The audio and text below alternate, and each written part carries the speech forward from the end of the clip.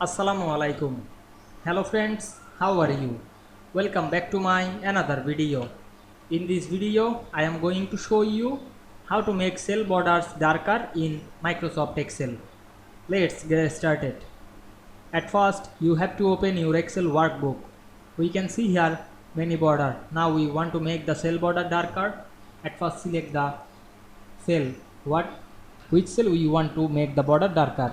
Then go to the home menu, select the border drop down menu and go to the line color option, then choose the black color, then again go back this option and select the style, then choose the thicker border and again go back this option, choose all border.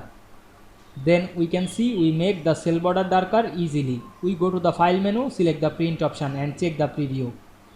I hope you enjoyed my video. Please like, comment, share and subscribe my channel. Thanks for watching.